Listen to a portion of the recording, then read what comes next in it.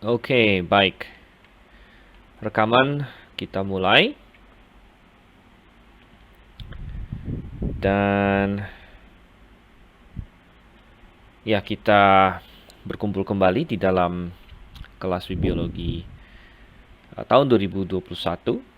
Ini biologi dasar, jadi bukan biologi tekstual ya. Beberapa semester yang lalu kita ada biologi tekstual, dan kita kali ini belajar biologi dasar. Namun tentu biologi dasar ini sangat penting sebenarnya, bahkan sebenarnya mestinya ikut biologi dasar dulu baru ikut biologi tekstual gitu. Tapi tidak apa-apa, saya rasa sebagian di sini sudah pernah ikut biologi tekstual dan sekarang mengisi dengan biologi dasarnya. Oke, selamat malam para semua yang sudah hadir. Kita akan lihat diktat kita, dan kita sudah melihat pendahuluan tentunya, kemudian kita melihat asal-usul dari Alkitab. Dan asal-usul Alkitab kita sudah melihat bahwa Alkitab itu tentunya adalah firman Allah, jadi berasal dari Allah. Namun tidak mengurangi bahwa Alkitab juga memiliki unsur manusiawi, karena Tuhan tidak menjatuhkan Alkitab dari langit atau langsung pakai tangan Tuhan dia tulis gitu kan di atas kertas, tetapi ada manusia-manusia yang Tuhan pakai, jadi ada unsur manusianya. Kita sudah katakan bahwa itu mirip dengan Tuhan Yesus yang adalah 100% Allah dan 100% manusia. Mirip dengan ilustrasi lain adalah semak duri yang terbakar.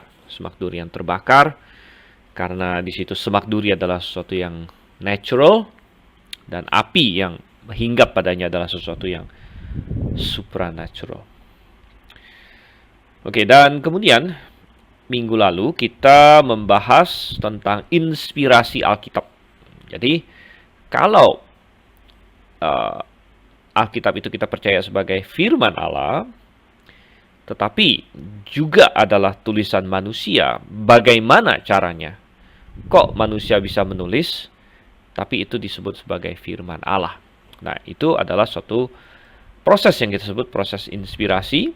Ya, kata kuncinya di Alkitab adalah theopneustos, hanya muncul satu kali dalam Alkitab, theopneustos di 2 Timotius 3:16. Dan kenapa kok manusia yang menulis, tapi kok bisa disebut firman Allah? Nah, itulah inspirasi. Gitu.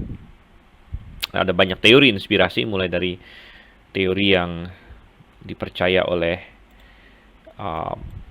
orang ateis mungkin, ya, teori yang dipercaya oleh orang liberal, orang neo-ortodoks, orang neo-evangelikal, ya, maupun yang benar, gitu ya.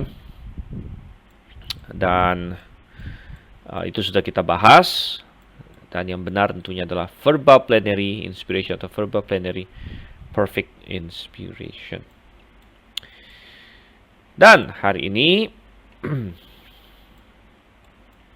kita mau melihat tentang autentikasi diri Alkitab. Oke, ini adalah Romawi keempat dalam diktat kita. Nah, kita akan berdoa terlebih dahulu ya. Mari kita bersatu dalam doa. Bapa di surga, kami mengucap syukur bahwa di malam hari yang indah ini Engkau telah memberikan pada kami kesempatan untuk belajar dari firman-Mu. Tuhan, Kau yang kiranya menolong kami, menyertai kami sehingga kami dapat mengerti berbagai konsep tentang firman-Mu, karena kami mengasihi firman-Mu, kami mengasihi Engkau. Engkau kiranya menuntun kami, Tuhan. Kami berdoa dalam nama Yesus Kristus. Amin. Oke, baik. Dan autentikasi diri Alkitab adalah kita ingin membahas di sini yang ingin kita bahas dalam autentikasi diri Alkitab adalah bagaimana saya tahu bahwa Alkitab adalah firman Allah. Oke, jadi bagaimana saya tahu bahwa Alkitab adalah firman Allah? Dan kalau kita masih ingat di halaman pertama dari diktat kita, kita sudah melihat asal-usul ilahi dari Alkitab, dan kita sudah bahas berbagai bukti-buktinya. Nah, tetapi bukti-bukti yang kita lihat di Romawi 2 di sini, tentang asal-usul ilahi dari Alkitab, ini adalah bukti-bukti dari dalam Alkitab. Artinya, Alkitab mengajarkan tentang dirinya sendiri. Gitu kan? Alkitab menyatakan dirinya adalah firman Allah, Alkitab mengklaim dirinya firman Allah, dan ini penting untuk dipelajari, karena ya iman kita kan didasarkan pada Alkitab. Itu artinya apa yang kita percaya tentang Alkitab itu harus berasal dari Alkitab juga. Dan Alkitab mengatakan bahwa dirinya adalah firman Allah. Alkitab mengatakan bahwa dirinya diinspirasikan. Alkitab mengatakan bahwa dirinya diinspirasikan dengan cara tertentu, dengan cara yang tadi yang minggu lalu sudah kita bahas, yaitu verba plenary, begitu kan? Jadi Alkitab menyatakan hal-hal itu, jadi penting untuk mengetahui apa kata Alkitab tentang dirinya sendiri. Nah, tetapi ya, ini adalah apa kata Alkitab tentang dirinya sendiri. Dan yang mau kita perhatikan di Romawi keempat ini, yaitu autentikasi diri Alkitab, adalah bagaimana saya bisa tahu bahwa Alkitab itu benar, gitu kan? Alkitab mengatakan dirinya adalah firman Allah. Ini adalah buktinya. Ya. Ini adalah buktinya. Alkitab menyatakan dirinya firman Allah. Ini adalah pernyataan-pernyataan Alkitab bahwa dirinya firman Allah. Tapi dari mana saya tahu bahwa pernyataan Alkitab itu benar? Gitu. Jadi Romawi 4 ini bisa kita katakan lebih ke pembuktian keluar. Ya, sedangkan yang poin ini adalah pengajaran ke dalam, ke orang-orang yang sudah percaya Alkitab. Kita menegaskan lagi apa yang Alkitab ajarkan mengenai dirinya sendiri. Tapi kalau di sini autentikasi diri Alkitab, kita sedang mempelajari bagaimana kita mempertanggungjawabkan iman kita kepada orang lain yang mungkin belum percaya Alkitab. Entah itu orang ateis, entah itu orang agama lain. Kalau mereka bertanya, kenapa kamu percaya Alkitab itu firman Tuhan? Maka kita tidak bisa sekedar berkata, oh karena Alkitab mengatakan dirinya firman Tuhan. Gitu. Tidak bisa demikian. Ya, karena mungkin nanti ada kitab lain lagi yang juga mengatakan dirinya firman Tuhan. Ya kan? Nah, kita tidak percaya kitab lain itu adalah firman Tuhan. Ya. Kitab Mormon misalnya. Dia mengatakan dirinya firman Tuhan. Atau kitab yang lain lagi. Ya. Nah, jadi bagaimana kita bisa tahu bahwa Alkitab itu adalah firman Tuhan? Oke. Dan kita lihat, ya, caranya adalah Alkitab mengautentikasikan dirinya sendiri. Jadi istilahnya di sini adalah saya tuliskan pakai warna apa ini? Pakai biru aja deh ya. The Bible, ya. Istilah bahasa Inggris adalah self-authenticate itself. Nah. Jadi, atau dengan kata lain, the self-authentication of Scripture.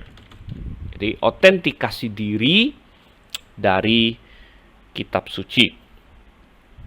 Dan kita bilang, ini adalah cara terbaik untuk menjelaskan mengapa kita percaya Alkitab adalah firman Tuhan. Cara terbaik.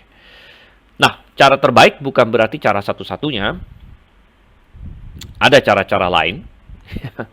Ada cara-cara lain. Tetapi ya, ini cara yang paling ini ya, paling baik sebenarnya. Dan cara lain bisa saja kita berkata karena misalnya Alkitab diterima oleh gereja. Nah, tetapi kalau kita berkata demikian, oke, sebentar, tidak ada suara. Kayaknya ada deh. Yang lain gimana? Di tempat saya sih ada.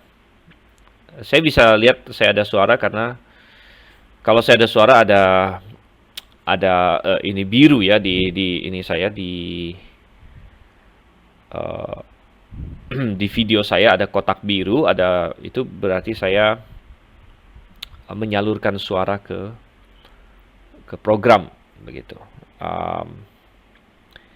Jadi bagi yang tidak ada suara bisa coba refresh atau ini ya.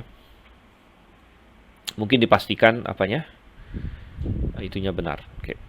Ya, jadi kita kembali lagi di sini. Ada cara-cara lain yang bisa ditempuh, tetapi ini adalah cara yang paling baik. Mengapa demikian?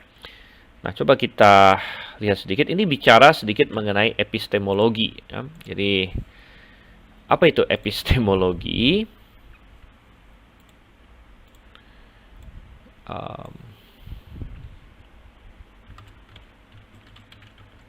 Epistemologi adalah ilmu yang mempelajari ya, epistemologi. Jadi, ilmu yang mempelajari bagaimana kita bisa tahu. Bagaimana kita bisa tahu, gitu kan? Jadi, dan ini bisa diterapkan ke berbagai hal. Dan kalau kita berkata, misalnya ya, coba ntar saya tutup dulu. Bagaimana kita bisa tahu?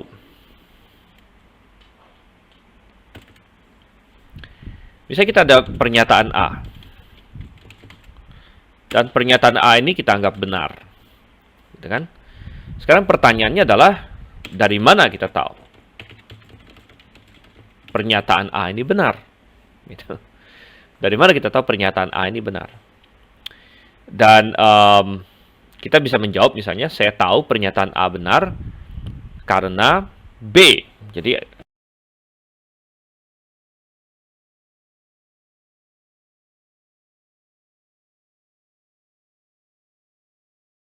oke, moga-moga dia tidak akan hang lagi. Oke, nah kita kembali lagi sini. Jadi, ya, pernyataan B, dari mana kita tahu itu benar? Ya, mungkin kita dari pernyataan C. Dan Anda sudah bisa melihat permasalahannya ada di mana di sini kan? Setiap kali kita berkata dari mana kamu tahu, lalu kita menunjuk kepada sesuatu yang lain, maka kita bisa tarik balik lagi. Dari mana kamu tahu itu benar, gitu. Dari mana kita tahu itu benar? Dan ini bisa ditarik terus, gitu. Sehingga, ya, nah kita bisa terus, tetapi tidak mungkin kan? Tidak ada ujungnya, tidak mungkin tidak ada ujungnya. Jadi harus ada semacam apa yang kita bilang ya, ultimate ini ya. Ultimate apa ya kita bilang ultimate reason ya, yang dia self authenticating ya, self authenticate. Jadi ultimate reason ini mengautentikasi dirinya sendiri ya, jadi dia itu benar gitu, benar karena memang benar gitu. Jadi kita tidak bisa. Jadi kalau kita mau membenarkan si ultimate reason ini berdasarkan hal lain, maka dia bukan lagi ultimate reason, gitu kan? Bukan lagi ultimate reason. Oleh karena itu ultimate reason ini haruslah sesuatu yang bisa membenarkan dirinya sendiri, mengautentikasi dirinya sendiri, membuktikan dirinya sendiri. Gitu. Dan ide seperti ini ada di dalam Alkitab juga. Misalnya, coba saya buka dulu Alkitabnya. Ya. Jadi ide ini bukan ide yang asing dalam Alkitab, karena ini bukan hanya bisa kita terapkan di masalah ini ya. Bukan hanya bisa kita terapkan di masalah epistemologi, ini bisa kita terapkan ke masalah otoritas juga. Otoritas harus dibangun di atas otoritas. Otoritas itu dibangun di atas otoritas lain. Tapi harus ada otoritas final, gitu kan? Saya cari dulu.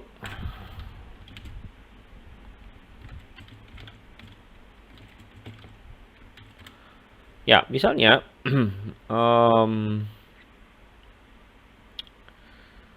oke. Ya, di Ibrani seingat saya, coba saya cari ya. Ya, benar. Ibrani 6 ayat 13. Coba kita cek di sini.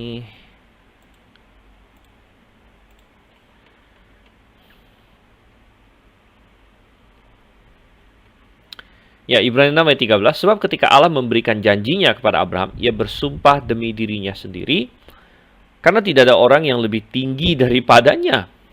Gitu. Tidak ada orang yang lebih tinggi daripadanya. Jadi, ini ada sesuatu yang mirip, di mana orang ya berkata, misalnya sumpah itu kan sesuatu yang sangat berat, dan kita ingin orang lain sangat percaya pada kita bersumpah, dan kadang-kadang orang bertanya, dari mana saya bisa percaya apa yang kamu sumpahkan itu? Nah, orang akan bersumpah demi sesuatu yang lebih besar dari dirinya, dengan suatu konsep bahwa saya memanggil ya yang saya sebut sumpah saya ini, misalnya demi siapa ya, demi Tuhan ya. Banyak orang berkata demi Tuhan aku bersumpah gitu kan. Itu berarti bahwa dia memanggil Tuhan untuk menjadi saksi ya, Tuhan sebagai pribadi yang lebih besar dan sebagainya. Tetapi bagaimana dengan Tuhan sendiri? Nah, Tuhan sendiri ya, dia tidak bisa bersumpah demi yang lain lagi gitu, karena tidak ada yang lebih tinggi daripada Tuhan. Oleh karena itu Tuhan bersumpah demi dirinya sendiri. Jadi ini juga konsepnya mirip, walaupun tidak persis sama dengan yang kita omongkan, yaitu self-authenticating, di mana pribadi yang paling tinggi itu harus melandaskan tindakan dia kepada dirinya sendiri. Dia tidak bisa melandaskan tindakan dia kepada pihak lain lagi. Nah, sama. Jadi kalau kita bicara mengenai Alkitab, karena kita percaya Alkitab adalah otoritas tertinggi bagi orang Kristen. Ya. Kita kan bilang, karena Alkitab diinspirasikan, dia adalah otoritas tertinggi bagi orang Kristen, maka mau tidak mau, kita tidak bisa berkata Alkitab ini kita terima, kita buktikan ya dengan memakai sesuatu yang lain gitu di luar Alkitab ya. Jadi, saya percaya Alkitab karena si A bilang begitu. Maka si A ini otoritasnya akan lebih tinggi daripada Alkitab. Ya kan? Jadi, ini konsep yang penting untuk dipahami. Ya. Kadang-kadang saya jadi teringat kalau ini ya, melihat rantai yang tak ada henti-hentinya ini.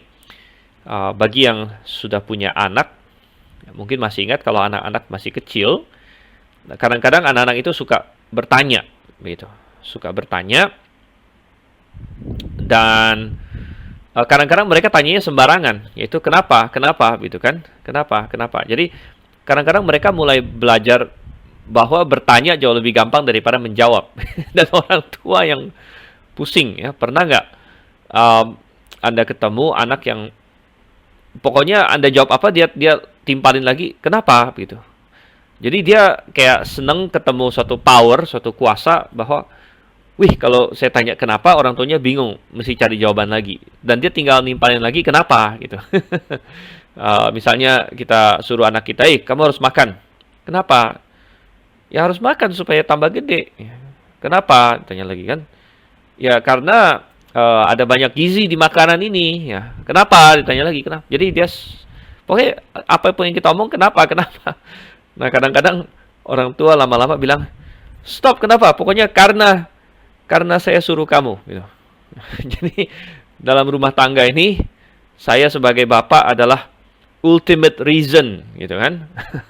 Jadi nggak peduli kenapa, pokoknya karena saya suruh kamu. Ya, jadi karena kalau enggak dia lanjut terus gitu. Jadi memang harus ada semacam ultimate reason untuk sesuatu gitu. Nah, kembali lagi ke ini ya.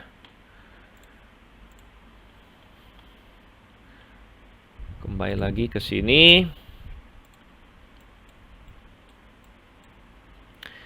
Jadi ya, Alkitab membenarkan dirinya sendiri.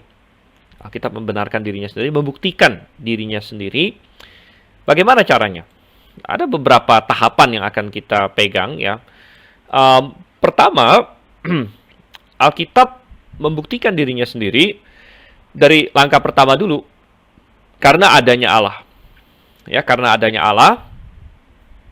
Dan kenapa? Ya, karena Alkitab kan mengatakan dirinya firman Allah. Bagaimana itu bisa dibuktikan? Ya, karena adanya Allah adalah sesuatu yang basic, kita bilang. Basic ya. Sesuatu yang fondasional, sesuatu yang diketahui gitu.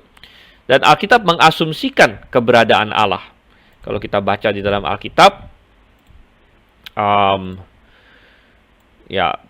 Alkitab tidak panjang lebar berusaha untuk membuktikan keberadaan Allah, memberikan argumen-argumen formal, begitu kan? Misalnya ada kitab yang sengaja ditulis kepada ateis dan sebagainya. Tidak ada pasal-pasal seperti itu. Alkitab dengan gamblang dan dengan sederhana mengasumsikan bahwa Allah itu ada, gitu. Bahkan tanpa pendahuluan, tanpa bukti apa-apa, di Kejadian 1 ayat 1 langsung pada mulanya Allah menciptakan langit dan bumi. Langsung eksistensi Allah sudah dinyatakan, diasumsikan, gitu. Dan Alkitab mengatakan bahwa orang bodoh berkata dalam hatinya tidak ada Allah. Ya, tidak ada Allah. Ya. Dan kita berkata bahwa Alkitab mengatakan demikian karena manusia pada dasarnya sebenarnya tahu ada Allah. Alkitab mendeklarasikan itu.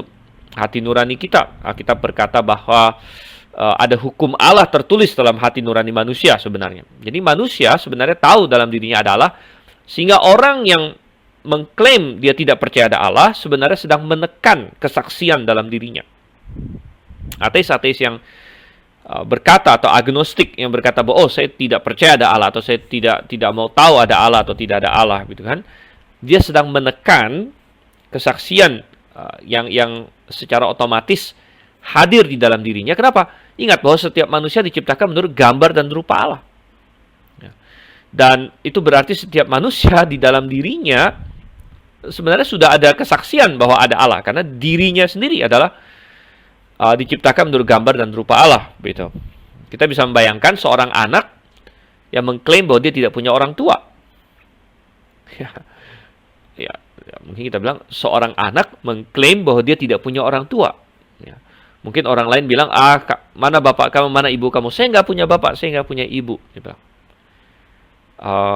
loh, dia bilang, mana mungkin, kamu datang dari mana? Pokoknya nggak ada. Jadi dia membantah terus, gitu. Tapi sebenarnya dia sedang menekan, maksudnya gini, eksistensi dia saja sudah menjadi kesaksian bahwa dia punya ayah dan ibu.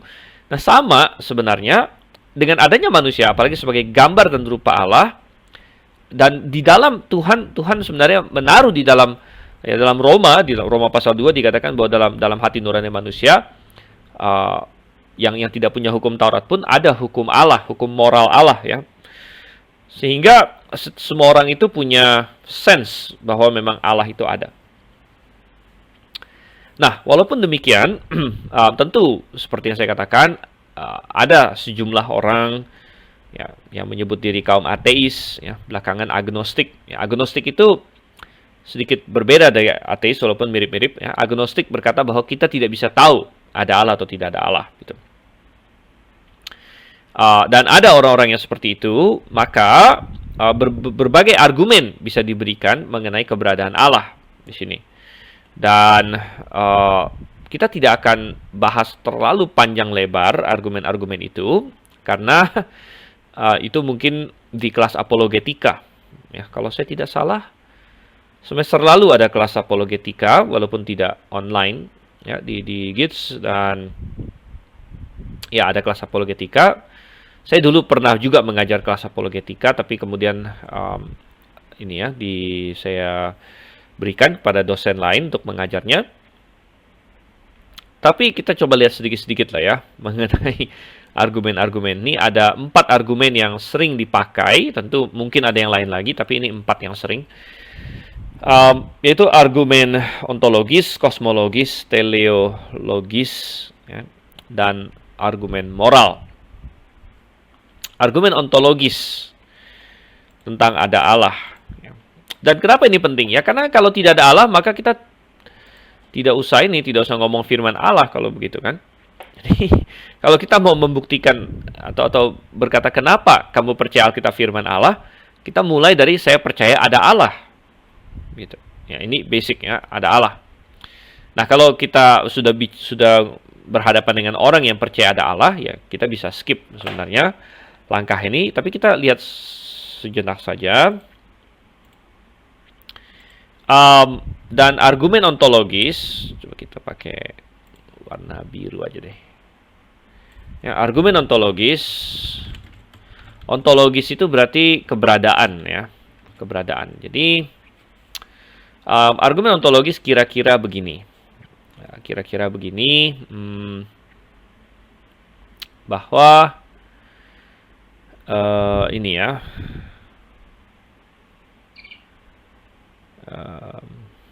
Kita bisa bilang definisi Allah adalah pribadi yang paling besar atau mulia atau agung lah gitu ya dalam segala aspeknya.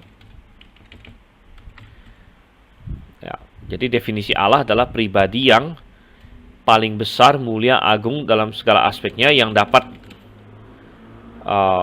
dipikirkan atau dibayangkan oleh manusia. Atau dipikirkan atau dibayangkan ya. Jadi ini poin 1 misalnya ya. Definisi Allah adalah pribadi yang paling besar, paling mulia, paling agung dalam segala aspeknya yang dapat dipikirkan atau dibayangkan gitu. Kemudian yang kedua, kita berkata bahwa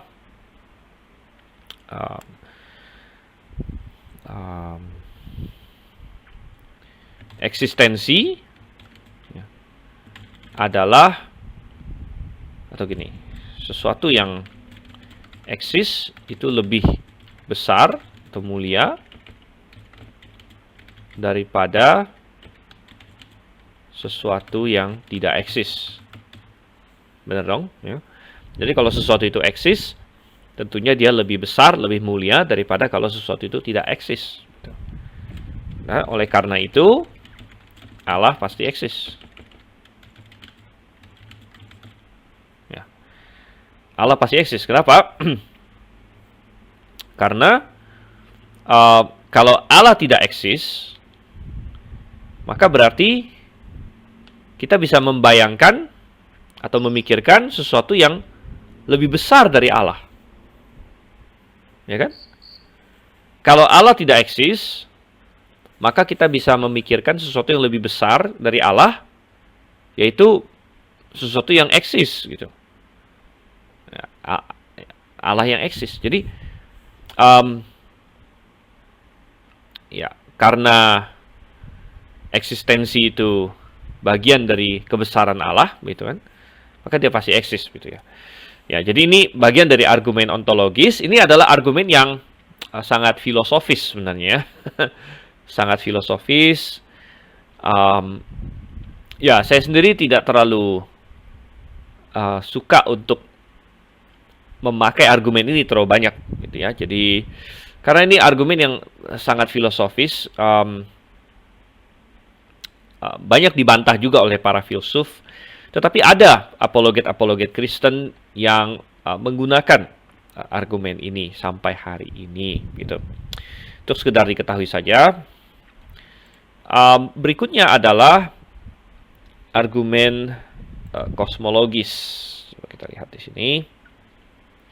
Kita pakai merah sekarang. Argumen kosmologis ini mirip dengan yang tadi kita bilang. Pernyataan ini ya mengenai rantai yang tak berujung gitu. Jadi Ada banyak versi cara untuk menyampaikannya. Kira-kira begini. Salah satu bentuk yang paling ini ya. Kita bilang segala sesuatu haruslah ada penyebabnya. Segala sesuatu haruslah ada penyebabnya. Ya, atau ya, segala sesuatu harus ada penyebabnya. Atau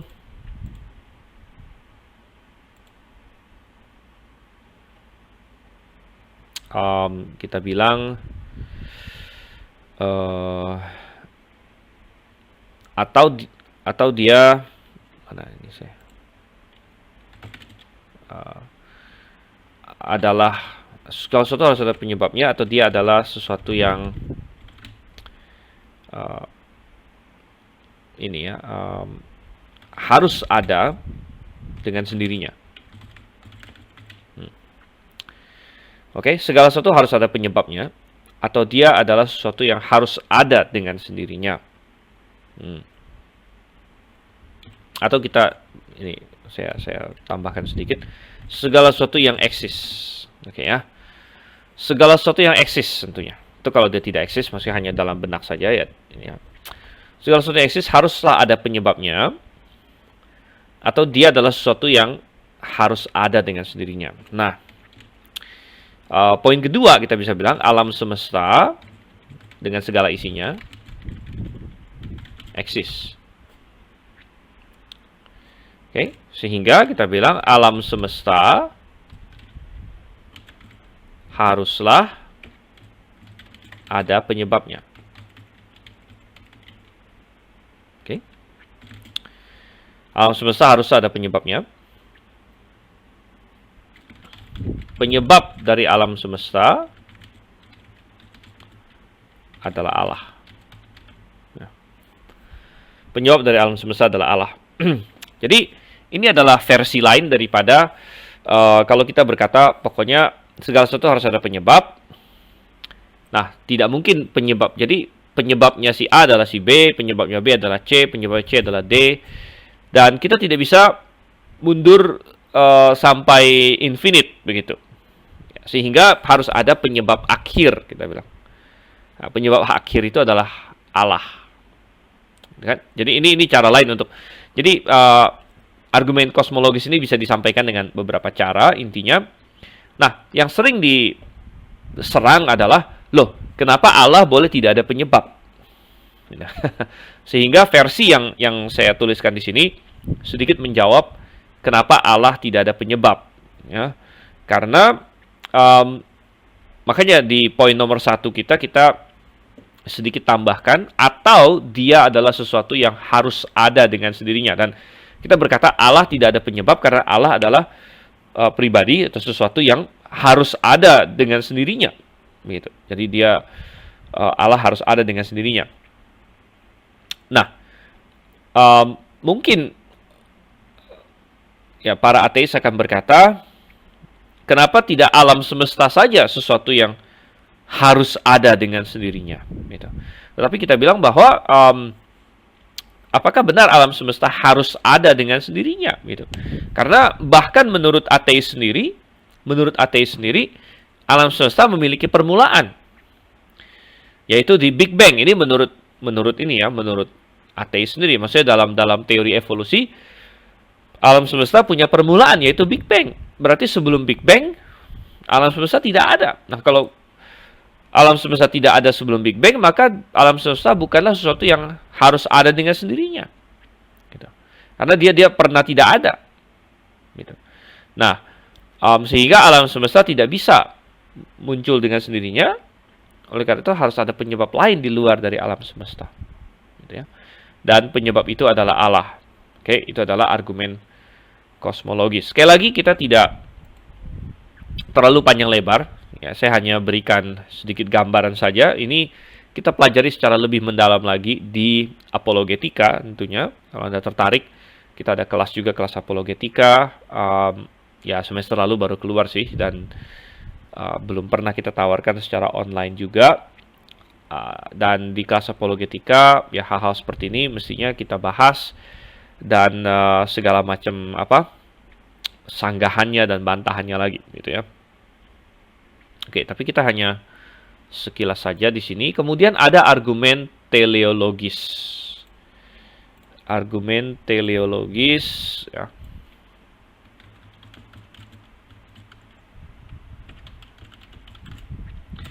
Argumen teleologis intinya adalah argumen dari dari alam ciptaan.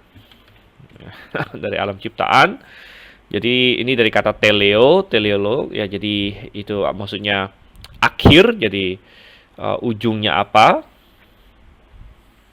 Argumen dari alam ciptaan, dan argumen ini dipakai juga oleh Paulus ya di Roma 1 ayat berapa ya, sekitar 18 lah gitu ya, pokoknya sekitar situ sekitar 18 19 sampai 20 sekian,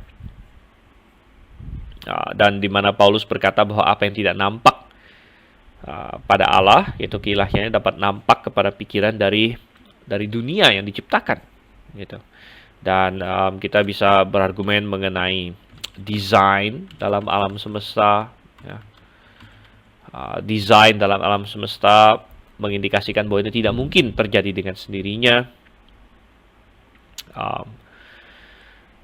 dan itu bisa diargumenkan ya. Tentu ya mereka akan kaum ateis akan berargumen kontra hal ini ya. Mereka akan mengatakan bahwa semuanya terjadi dengan sendirinya, yang sebenarnya sangat tidak masuk akal gitu ya.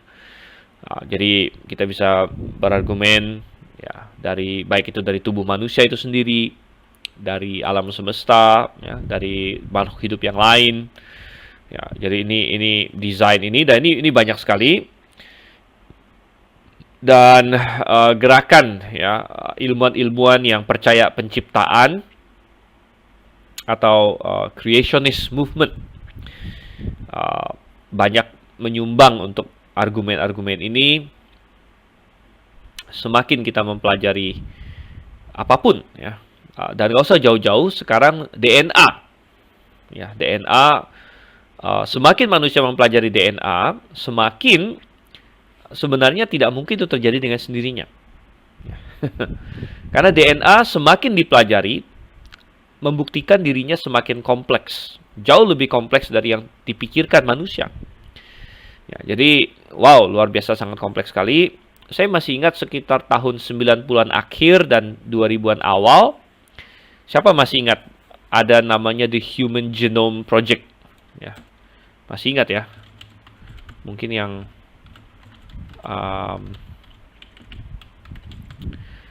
Human Genome Project.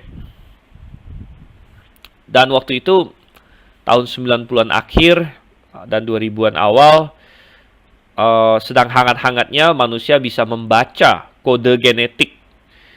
Dan waktu itu manusia berlomba-lomba untuk maksudnya berlomba-lomba untuk menyelesaikan membaca semua kode genetik pada manusia, gitu, pada DNA manusia. Ya, jadi itu namanya Human Genome Project. Nah, akhirnya selesai. Saya lupa persisnya tahun berapa selesai. Kalau saya nggak salah 2000-an awal. Dan mereka membaca habis. Jadi semua kode genetik manusia sudah dipetakan gitu. Ini ya, pokoknya ini. Nah, dan waktu itu sempat manusia berpikir, wah, kalau gitu sebentar lagi kita sudah tahu semua rahasia tubuh manusia gitu kan. Namun ternyata jauh dari itu. Sekarang setelah sekian belas, hampir 20-an tahun kemudian, manusia menemukan bahwa ternyata ada banyak yang kita belum tahu. Jadi begini, waktu pernah nggak Anda membaca klaim ya? Pernah nggak Anda membaca klaim bahwa DNA manusia katanya ya itu 99% sama dengan DNA simpanse? Pernah Anda baca? Jadi ya DNA manusia katanya sama dengan 99% sama dengan DNA simpanse, sehingga seolah-olah membuktikan evolusi bahwa manusia itu ini saudara dekatnya ini ya, kera begitu ya. Tapi ini sebenarnya sesuatu yang sudah dibunk ya, ini hoax sebenarnya sekarang ini. Dan angka ini diambil dari masa di mana manusia belum begitu paham tentang DNA sebenarnya. Dan kalau Anda ingin membaca lebih mendetil lagi, ada di website-website seperti Answers in Genesis dan sebagainya. Pertama-tama angka 99% ini saja sudah tidak akurat gitu ya.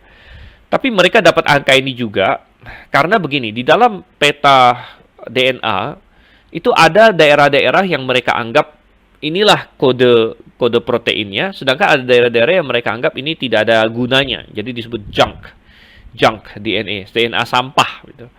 Jadi ada daerah-daerah yang ini buku resep untuk protein gitu kan. Ada daerah-daerah yang mereka sebut sampah, dan yang untuk protein ini ternyata hanya sedikit ya, minoritas dari kode DNA, mayoritasnya dianggap sampah. Dan dulu manusia anggap yang sampah ini nggak ada gunanya. Dan ketika mereka membandingkan DNA manusia dengan DNA simpanse, yang mereka bandingkan hanya yang protein saja, yang mereka anggap sampah itu nggak dibandingkan gitu. Padahal justru yang daerah sampah ini banyak bedanya gitu. Nah, ternyata apa? Ya, sudah bisa ditebak. Ya, ternyata yang mereka anggap sampah itu bukan sampah gitu. Ternyata manusia baru mulai tahu, ternyata yang mereka anggap DNA sampah itu ternyata banyak fungsinya. Walaupun tidak mengkodekan protein, namun ternyata dia punya banyak fungsi yang lain gitu. Terutama untuk mengatur gen-gen yang mengkodekan protein. Jadi mereka adalah pengatur. Dan akhirnya mulai berkembang yang namanya epigenetics ya.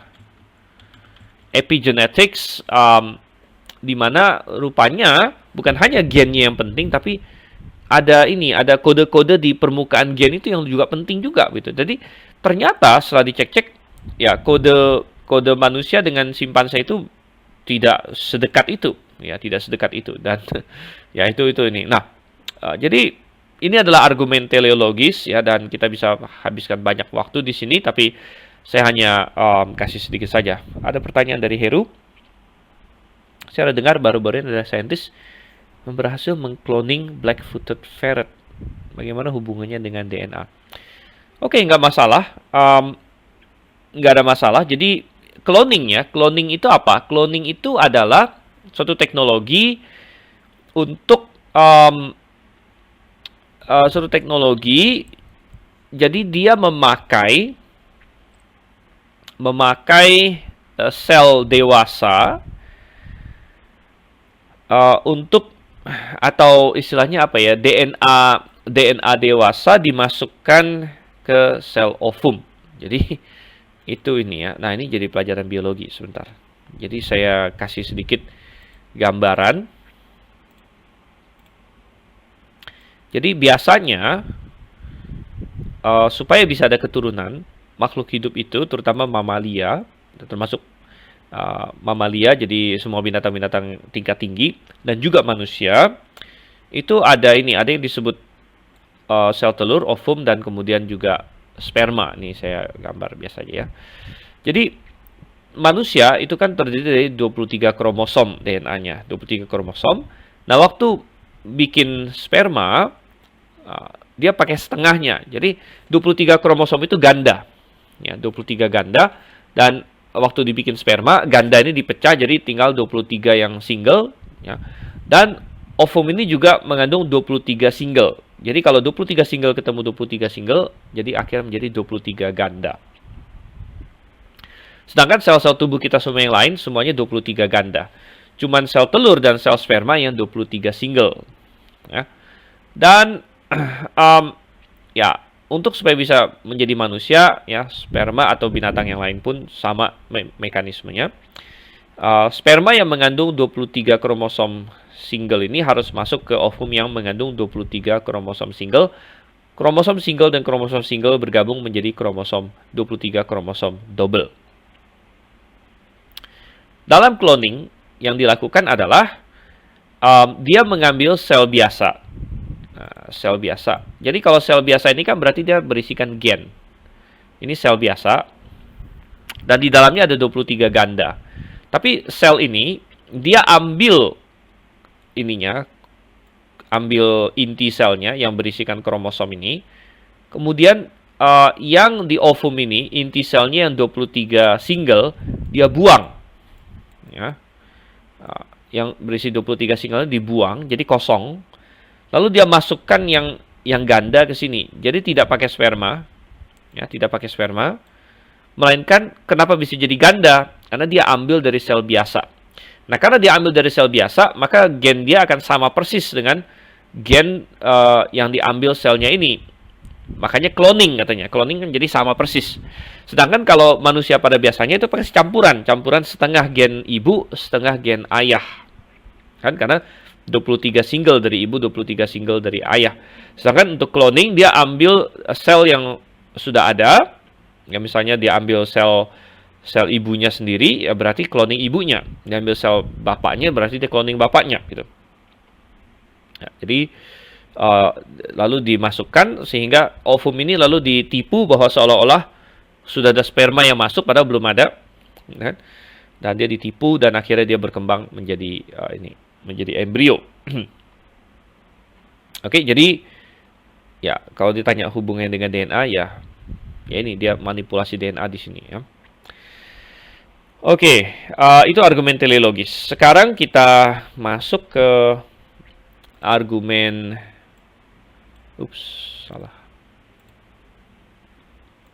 argumen moral.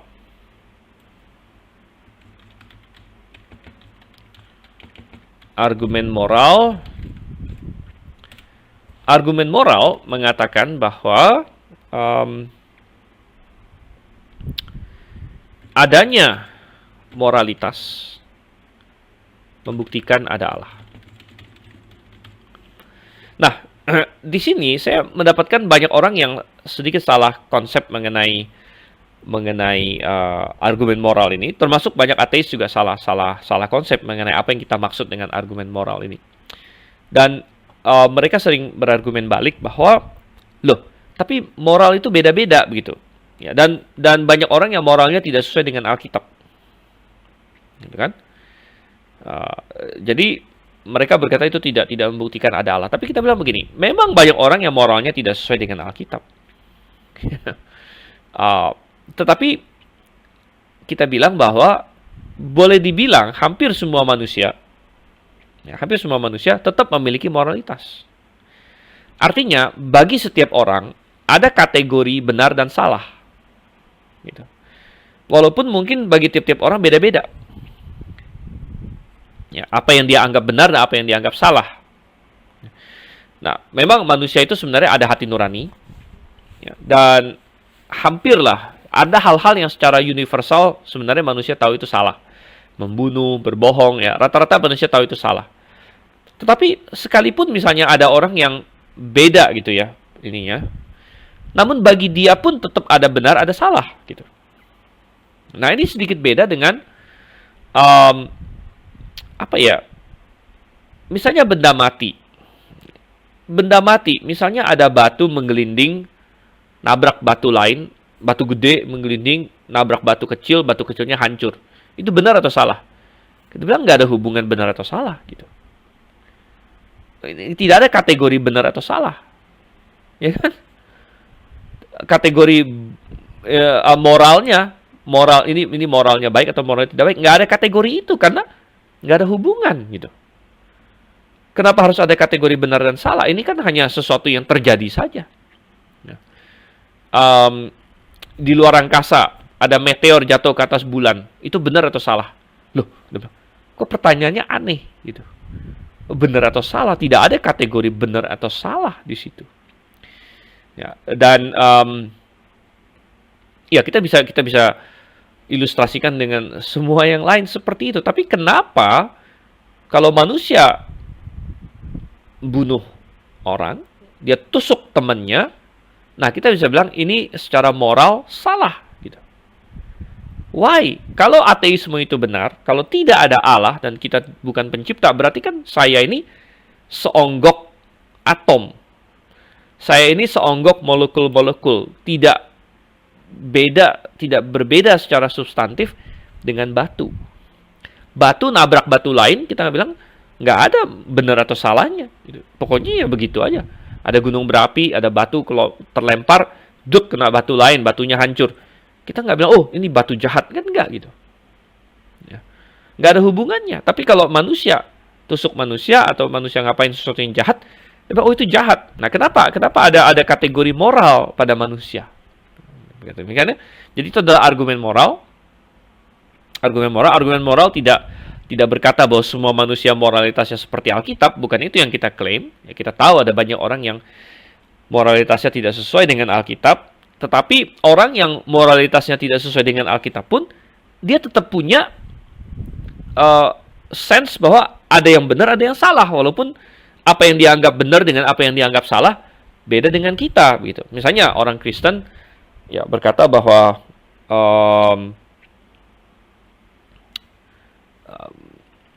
memakai nama Tuhan dengan sembarangan itu salah gitu. Ya, tapi kalau orang yang tidak percaya Tuhan mungkin anggap itu nggak salah kok. Jadi dan ateis bilang, lu lihat tuh moralitasnya beda. Orang Kristen mungkin berkata bahwa kalau kita lari telanjang bulat ke jalan depan semua orang, ya itu tidak baik. Mungkin ada orang yang kaum nudis yang berkata bahwa itu nggak masalah gitu. Ya, moralitasnya beda. Tapi sekali lagi, klaim kita bukanlah bahwa semua orang punya moralitas yang sama, karena kita percaya bahwa manusia jatuh dalam dosa. Jadi hukum Allah yang ada di dalam hati nurani manusia sudah terblokir oleh dosa, sehingga banyak orang punya moralitas yang sudah ngaco gitu. Tetapi sengaco-ngaconya moralitas seseorang, dia masih punya moralitas, artinya masih ada hal yang dianggap benar dan hal yang dianggap salah oleh dia gitu. Dan kategori benar dan salah itu masih make sense bagi dia. Kalaupun dia nggak setuju ini benar ini salah, tapi dia masih paham kenapa ada benar ada salah. Gitu. Dan ya itu adalah argumen moral, gitu ya. Nah itu semua adalah argumen ada Allah. Ya. Dan karena kita percaya ada Allah, maka kita percaya ada firman Allah. Jadi selangkah demi selangkah. Ya. Karena kita percaya ada Allah, maka kita percaya ada firman Allah di sini. B. Mengapa demikian? Karena Allah seperti apa yang kita percayai. Jadi masih sedikit ada hubungan dengan poin A ya. Ada Allah, maka ada firman Allah. Ada firman Allah ini berarti kita percaya teisme. Ya, teisme. Theism. Ya, dalam bahasa Inggrisnya. Percaya bahwa ada Allah yang bersifat pribadi. Allah yang bersifat pribadi. Allah yang bisa bicara. Begitu. Jadi bukan misalnya panteisme. Beda dengan panteisme. Panteisme mungkin percaya ada Allah juga. Tapi Allah itu Allah yang pasif. Allah yang ya semuanya adalah Allah. Begitu. Bukan. Kita tidak percaya demikian. Kita percaya Allah yang pribadi. Pribadi berarti bisa punya perasaan. Punya kesadaran diri. Bisa berbicara dan lain sebagainya. Kenapa? Ya karena kita bilang berkepribadian tentu lebih tinggi dari tidak berkepribadian. Contohnya manusia kita anggap lebih tinggi dari benda mati, pasti. Gitu. Hewan juga punya kepribadian yang terbatas. Ya. Semakin tinggi kepribadian seseorang, semakin tinggi pula dia. Ya, hewan lebih tinggi dari tumbuhan misalnya. Hewan lebih tinggi dari tumbuhan. Manusia jelas lebih tinggi dari hewan karena kita punya aspek-aspek kepribadian yang lebih tinggi. Dan Allah, ya tentu sebagai pencipta nggak mungkin dia tidak berkepribadian. Dia pasti punya kepribadian yang paling tinggi. Jadi Allah yang pribadi berarti dia bisa berbicara. Ya, dan dia pasti akan berbicara. Karena ternyata Allah ini menciptakan. Makanya ada dunia. Ya. Kalau Allah menciptakan berarti dia mau mengintervensi. Ya, dan dia pasti berfirman. Gitu kan? Nah, firmannya itu yang mana? Itulah yang patut ditanya. Nah, itu akan memimpin kita kepada poin C, bahwa kita percaya Alkitab adalah firman Allah, jadi sudah kita pastikan ada Allah, dan bahwa Allah berfirman. Firmannya yang mana? Firmannya pastilah memiliki sifat-sifat Allah. Dan dengan cara inilah kita mengotentikasikan Alkitab dengan dirinya sendiri. Alkitab sendiri menyatakan ya, sifat-sifat Allah. Nah, kita akan bahas ini, tapi sebelumnya kita akan istirahat dulu sebentar. Nah, sudah pertengahan jalan kira-kira, ya. Dan kalau ada yang mau ditanya, nanti bisa dipersiapkan sebelum kita masuk ke poin C. Oke, kita istirahat sekitar 5 menit. 4-5 menit lah ya.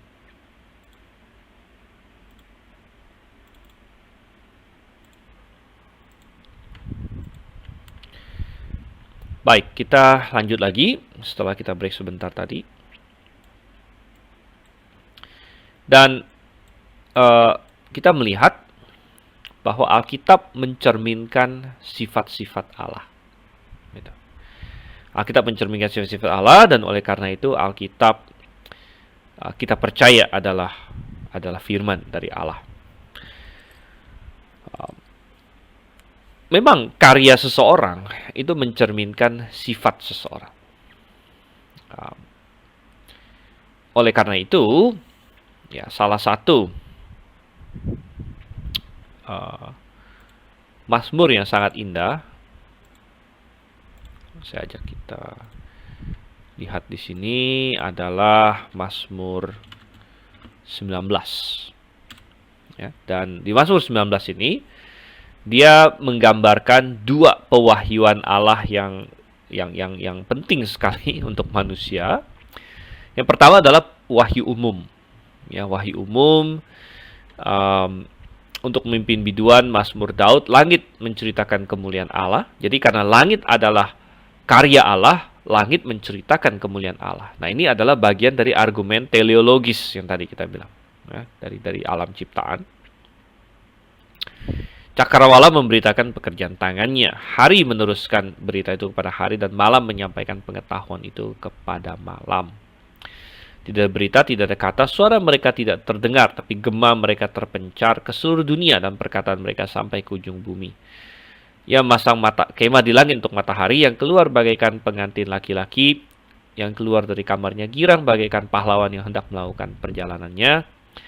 Dari ujung langit ia terbit, dan ia beredar sampai ke ujung yang lain, tidak ada yang terlindung dari panas sinarnya. Oke, ini adalah wahyu umum. Tapi kemudian dia berlanjut ke wahyu khusus. Ini mengenai firman Tuhan.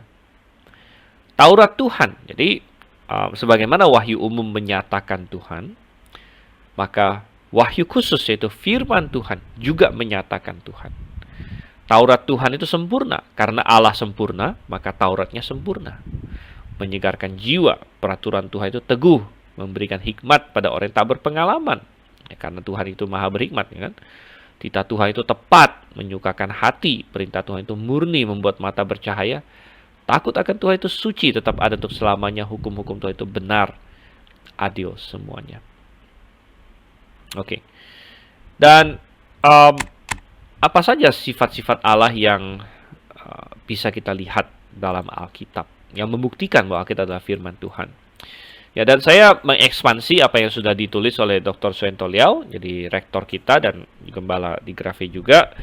Dr. Suento Liao menulis dalam bukunya Doktrin Alkitabiah, dan mungkin sebagian di sini juga sudah pernah ikut seminar bibliologi, ya, dan kita percaya bahwa Alkitab adalah firman Allah karena sifat-sifat Allah, ya, sifat-sifat Allah yang muncul di dalam Alkitab, dan kita di sini menggalinya lebih dalam lagi. Yang pertama adalah sifat kebenaran. Allah adalah Allah yang benar. Allah adalah Allah yang benar. Oleh karena itu, Alkitab, kalau dia adalah kitab dari Allah yang maha benar, maka dia harus juga merupakan kitab yang benar. Kitab yang benar, ya. Jadi apakah Alkitab itu kitab yang benar? Oh iya, jelas begitu.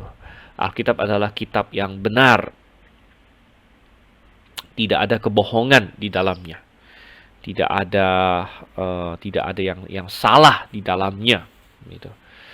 Nah, sebenarnya untuk lebih mendalamnya lagi, itu ada satu, untuk poin benar ini kita nanti akan ada ini, ya. Kita akan ada, ya, satu ini satu pembahasan khusus mengenai ketiadasalahan Alkitab. Ya, jadi ini mengenai benarnya Alkitab itu lebih kuat lagi ditegaskan di sana nanti. Tetapi kita bisa menggarisbawahi benarnya Alkitab dari banyak hal di sini. Misalnya dari segi sains, ya, terbukti bahwa Alkitab itu sangat benar sekali.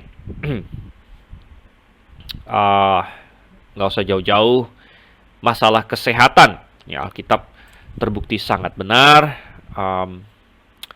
Masalah kesehatan sangat benar sekali. Banyak ya. Dan sebenarnya kita banyak bahas ini di kelas yang namanya ilmu pengetahuan dan Alkitab gitu. Jadi itu ada kelas juga, saya ada ajar juga, dan kita habiskan 1 semester kita banyak bicara mengenai banyak hal mengenai sains yang Alkitab katakan. Tapi sedikit saja, sekarang masa COVID kan kita banyak ini ya, namanya apa? Isolasi. Nah, isolasi. Jadi karantina gitu. Kalau orang sakit dia di karantina, apalagi kalau penyakit itu menular. Gitu. Dan itu karena ada kuman. Nah, dulu manusia tidak tahu ada yang namanya kuman, virus, bakteri, lain sebagainya. Itu baru diketahui setelah ada mikroskop, ya. Sehingga manusia yang zaman dulu. Jadi kita harus ingat Alkitab ditulis kapan? Kitab Kejadian itu ditulis oleh Musa, Kejadian, kitab Taurat lah, Kejadian sampai Ulangan itu ditulis 1500 tahun sebelum Masehi. Nah, itu sudah lebih dari 3000 tahun yang lalu. 3,5 milenium yang lalu. 3,5 milenium yang lalu. Dan di masa itu, teknologi kedokteran zaman itu, wow, Anda boleh baca. Jadi para ilmuwan, para arkeolog menemukan di dalam catatan-catatan ya, sejarah banyak yang waktu itu aneh-aneh ininya. Misalnya ada orang luka, ada yang diobatin pakai misalnya kotoran binatang. Jadi luka di kaki harus di plester atau disalepin, bukan pakai salep, pakai kotoran kuda dan sebagainya. Wah, kalau hari ini tuh jadi tetanus, saudara. Ya, tapi itu adalah konsep-konsep pada waktu itu, ya sangat kacau sekali. Tetapi Alkitab sangat maju sekali, sangat maju sekali. Justru kalau manusia tidak boleh kena kotoran. Ya, kalau kamu kena kotoran manusia atau binatang, itu kamu najis. Dianggap najis, ya harus membasuh diri dan sebagainya. Dan penuh dengan membasuh diri. Kita sekarang di pandemi COVID ya, kita banyak cuci tangan, harus cuci tangan. Itu orang Yahudi dari dulu sudah, karena dalam hukum Taurat ya, semuanya cuci tangan. Itu cara Tuhan untuk menjaga mereka. Kalau kena kepada mayat, kamu najis, harus cuci membasuh badan dan sebagainya. Ada orang yang sakit menular, ya, kusta, itu harus dikarantina. Ya, kusta harus dikarantina dan sebagainya. Ya, jadi ya sangat jauh sekali ya pengetahuan Alkitab. Ya, bahkan tentang penciptaan pun, dari mana asal mula dunia ini. Ya, walaupun kaum ateis mau mengatakan bahwa Alkitab salah, ya, tapi sebenarnya Alkitab sangat akurat sekali. Ya, misalnya bagaimana kalau kita bandingkan dengan ini mitos-mitos yang beredar sekitar zamannya Alkitab. Ada mitos Babel, mitos lain sebagainya. Ada yang berkata bahwa dunia kita ini ada di atas kura-kura besar. Ya kan, ada teori seperti itu. Dunia kita di atas kura-kura besar, kura-kura raksasa. Ya, tapi kan jelas itu nggak benar sekarang. Nah, Alkitab tidak pernah membuat pernyataan-pernyataan yang konyol seperti itu. Ya. Malah apa yang Alkitab katakan itu ternyata sangat tepat sekali, begitu, sangat tepat sekali.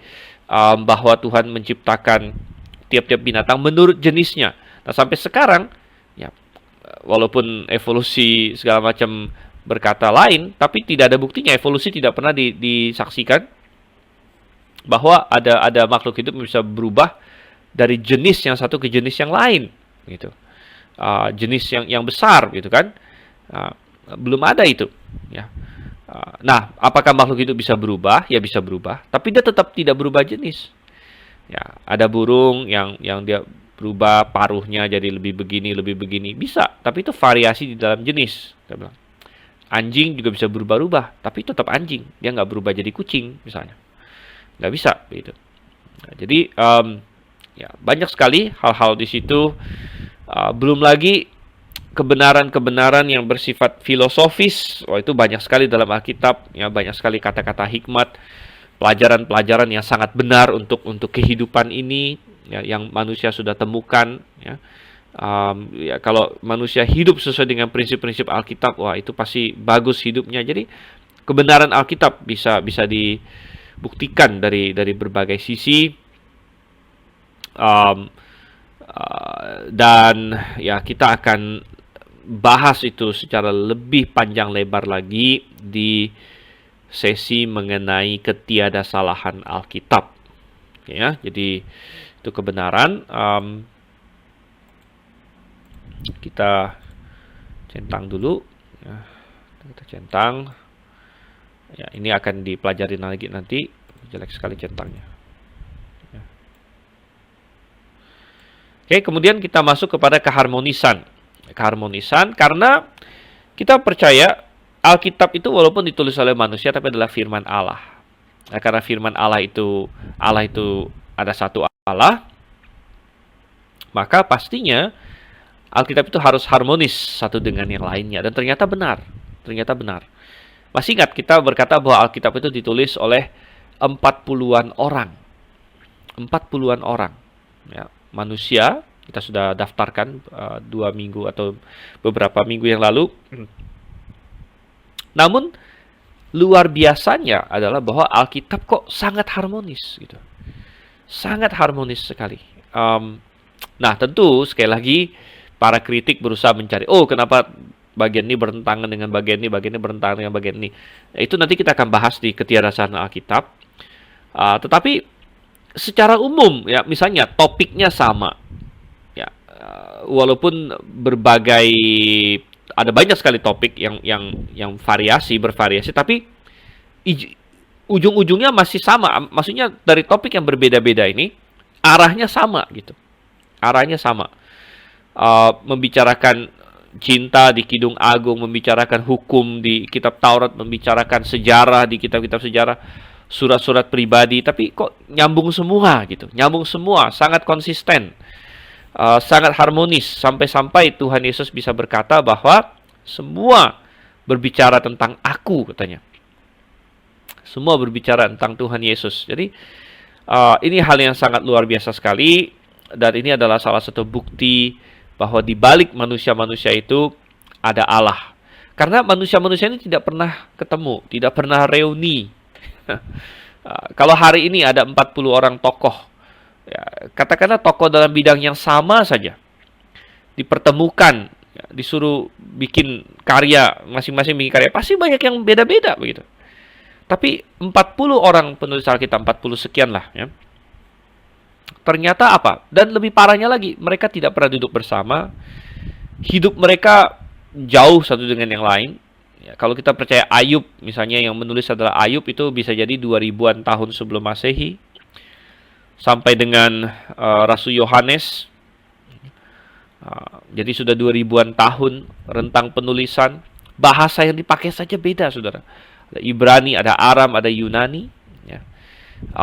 Latar belakang semua penulisnya beda-beda. Ada yang sangat terpelajar, ada yang tidak pernah mengenyam pendidikan formal mungkin, ada yang kaya raya. Bayangkan perspektifnya Salomo sebagai seorang raja loh, seorang yang super kaya. Kok dia bisa menulis harmonis dengan Petrus yang nelayan biasa, ya, dengan Nabi Amos yang adalah pemungut buah ara. Ya, pemungut buah ara itu kayak pemulung kita hari ini mungkin. Jadi tapi seirama gitu, seirama, ya, luar biasa. Jadi keharmonisan yang luar biasa. Oke, kita bergerak dari keharmonisan, kita masuk kepada kekudusan. Ya, bahwa Allah adalah Allah yang Maha Kudus, Allah yang Maha Kudus, sehingga firman-Nya adalah firman yang Maha Kudus. Itu firman yang Maha Kudus mengajarkan standar moral yang paling tinggi. Dan biasanya para kritik Alkitab di sini akan berkata, oh Alkitab penuh dengan dosa, ya, penuh dengan hal-hal yang mengerikan, ada incest, anak-anak Lot memberi minum bapaknya sampai mabuk. Habis itu mereka bersetubuh dengan bapak mereka, incest. Wah, kenapa hal yang seperti ini ditulis dalam Alkitab dan sebagainya? Tapi mereka lupa bahwa Alkitab sangat kudus. Alkitab adalah Allah yang Maha Kudus. Alkitab mengajarkan kekudusan, ya, dan mencatatkan dosa. Jadi beda. Alkitab bukan mengajarkan manusia berbuat dosa. Alkitab mengajarkan kekudusan, tapi mencatatkan dosa manusia. Itu justru Alkitab mencatat dosa manusia, menunjukkan bahwa manusia gagal untuk mencapai kekudusan yang Allah tuntut. Gitu. Dan justru dengan mencatatkan dosa manusia, justru memperlihatkan bahwa ini ditulis oleh Allah, bukan oleh manusia. Kalau Alkitab adalah murni buku manusia, hampir dibilang tidak ada manusia yang suka untuk menjelek-jelekan dirinya sendiri. Pasti Alkitab penuh dengan hal yang positif-positif saja tentang penulis-penulisnya. Tapi ternyata tidak. Daud, salah satu penulis Alkitab, malah tercatat bagaimana dia jatuh dalam dosa, bagaimana brengseknya dia ketika dia mengambil istri orang lain dan bersekongkol untuk membunuh suaminya dan lain sebagainya. Jadi justru itu membuktikan bahwa Alkitab tidak mungkin ditulis semata-mata oleh manusia. Ya. Karena manusia mana yang mau membeberkan kesalahan-kesalahan dirinya dan lain sebagainya. Tapi karena ini adalah Allah, ya, yang menggerakkan manusia untuk menulis, maka ya itu semua bisa kita lihat di situ. Kekudusan, ya, ada standar moral yang tinggi sekali. Standar moral yang tinggi. Kasihilah sama manusia. Kasihlah sama manusia, kasihlah musuhmu seperti dirimu sendiri bahkan. Kasihlah sama manusia seperti dirimu sendiri. Kasihlah musuhmu, Tuhan bilang. Apa yang kau ingin orang lain perbuat bagimu, perbuatlah itu bagi orang lain. Ini pengajaran-pengajaran yang luar biasa yang sampai sekarang diakui oleh dunia. Disebut sebagai the golden rule, aturan emas. Perbuatlah bagi orang lain apa yang kau ingin orang lain perbuat bagimu. Jadi standar yang tinggi sekali, begitu. Dan kita melihat, ya, standar Tuhan bahkan menuntut kekudusan dalam hati manusia. Karena Tuhan bisa melihat hati, gitu. Tidak ada yang lain yang mengajarkan seperti itu, karena memang bukan ditulis dari perspektif manusia. Bukan ditulis dari perspektif Tuhan, melainkan dari perspektif manusia. Tulisan-tulisan lain, sehingga penekanannya adalah faktor eksternal, tapi Tuhan bilang, ya, kamu dalam hati kamu membenci saudara kamu sudah membunuh dia. Tuhan lihat hati kamu. Kamu dalam hati kamu berzina, dalam hati kamu punya pikiran-pikiran yang ya tidak benar terhadap seorang wanita, ya, kamu sudah berzina dengan dia. Ya, jadi Tuhan melihat hati. Ya, ini hanya bisa ditulis oleh Allah yang bisa melihat hati. Gitu. Ya, kalau manusia nggak ada efeknya, makanya tidak ada undang-undang di negara manapun, ya, di Indonesia, Amerika segala macam, yang bisa mengatur hal ini. Ya.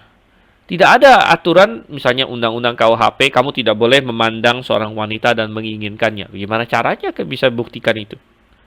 Nah, tidak ada undang-undang kamu tidak boleh membenci orang di KUHP, karena nggak bisa dibuktikan. Ya.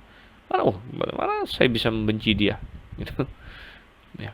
Tapi kalau Tuhan yang menuliskan hukum, Tuhan yang Maha Tahu, dan ini standar kekudusan yang luar biasa tinggi, ya, luar biasa tinggi sekali. Sampai hati kita pun Tuhan periksa. Jadi benar-benar suatu kitab yang ini, ya, sangat tinggi sekali mengajarkan kekudusan, dan ini adalah salah satu bukti lain bahwa Alkitab adalah firman dari Allah yang Maha Kudus, itu Maha Kudus. Apalagi? Oke, kita lanjut sekarang. Kemahatauan Allah. Kemahatauan Allah. Nah, ini juga luar biasa. Ini salah satu yang paling bisa dipakai juga dalam berapologetika. Allah yang Maha Tahu, kalau Dia menulis firman, pastilah firman-Nya ini menunjukkan kemahatauan Tuhan. Dan Tuhan sendiri mengatakan hal ini. Jadi coba kita lihat ya. Di dalam Yesaya Tuhan berkata, bukti bahwa aku adalah Allah yang benar adalah aku bisa memberitahukan masa depan. Gitu. Tuhan bilang itu adalah salah satu buktinya. Jadi kita bisa lihat itu di Yesaya ya. Yesaya berapa ya? Saya mesti buka Alkitab. Alkitab fisik saya dulu. Sebentar. Kalau mencari ayat, kalau pakai browsing lebih gampang pakai Alkitab fisik ya. Kecuali kalau kita pakai kata kunci, nah itu lebih gampang pakai Alkitab elektronik.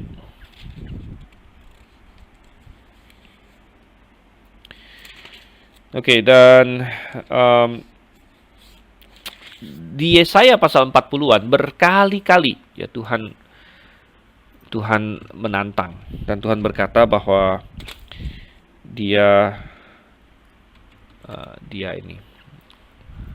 Oke, dia bukti bahwa dia adalah Allah, adalah Dia Maha Tahu, dan bukti firman-Nya adalah firman Allah, adalah firman-Nya itu Maha Tahu, memberitahukan apa yang ini belum terjadi. Siapakah yang memberitahukannya dari mulanya sehingga kami mengetahuinya, dan dari dahulu sehingga kami mengatakan benarlah Dia? Sungguh tidak ada orang yang memberitahukannya, tidak ada orang yang mengabarkannya, tidak ada orang yang mendengar sepatah kata pun daripadamu. Sebagai yang pertama aku memberitahukannya kepada Sion. Jadi Tuhan bilang sesuatu yang terjadi di masa depan, Tuhan yang terlebih dahulu memberitahukannya. Oke, dan ini diulang-ulang berkali-kali ya, hampir di setiap pasal di sini, di pasal 40-an di sini. Ya.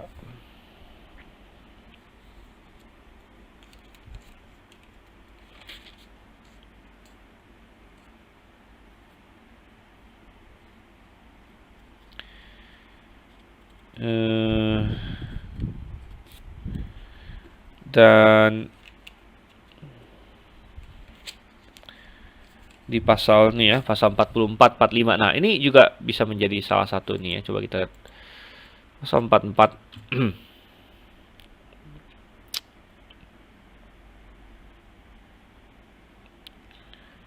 Ayat 28 misalnya. Akulah yang berkata tentang Koresh, dia gembalaku, segala kehendakku akan digenapinya. Dengan mengatakan tentang Yerusalem, baiklah dibangun, tentang bait suci, baiklah diletakkan dasarnya. Dan kitab Yesaya ditulis 700 tahun sebelum Yesus. Koreshi hidup ya atau menjadi raja dan menggenapi nubuat ini sekitar 150-an tahun setelah itu. Dan waktu firman Yesaya ini ditulis, Koreshi belum lahir, bahkan masih jauh ya. Masih kakeknya Kores. Bina firman Tuhan, inilah firmanku pada orang yang kuurapi, kepada Kores yang tangan kanan kupegang, supaya aku menundukkan bangsa-bangsa di depannya dan melucuti raja-raja, supaya aku membuka pintu-pintu gerbangnya, dan seterusnya di sini ya. Wow ya. Dan ya Tuhan bilang Dia telah menyatakan semuanya. Ini adalah salah satu nubuat yang sangat-sangat penting sekali, nubuat tentang Kores, karena ini dibuktikan dalam sejarah. Jadi sejarah membuktikan ada raja namanya Koresi, dan raja Koresi melakukan apa yang Alkitab katakan, yaitu dia mengizinkan orang Israel kembali lagi ke tanah perjanjian mereka. Jadi ingat bahwa Israel kan dikalahkan Babel, dibuang oleh Nebukadnezar, dibawa ke Babylon. Belakangan Babylon kalah terhadap Media Persia. Lalu Koresi mengizinkan orang Israel kembali lagi ke tanah mereka. Nah, itu semua ada, gitu. Itu semua ada, dan sejarahnya ada. Saya masih ingat waktu saya berkesempatan pergi ke Inggris, saya mengunjungi yang namanya British Museum, ya, British Museum, suatu museum yang sangat indah, sangat bagus. Dan saya di sana, saya sangat senang. Dan rupanya ada dipajang di situ disebut sebagai silinder Koresi, Cyrus Cylinder. Dan silinder Kores ini Jadi ini berupa titah dia. Jadi waktu itu titahnya dipahat di silinder, dan itu adalah titah yang memperbolehkan bangsa-bangsa yang dikalahkan oleh Media Persia untuk kembali ke tanah mereka masing-masing. Jadi ini benar-benar ada bukti sejarahnya begitu, bahwa Quraisy melakukan hal ini.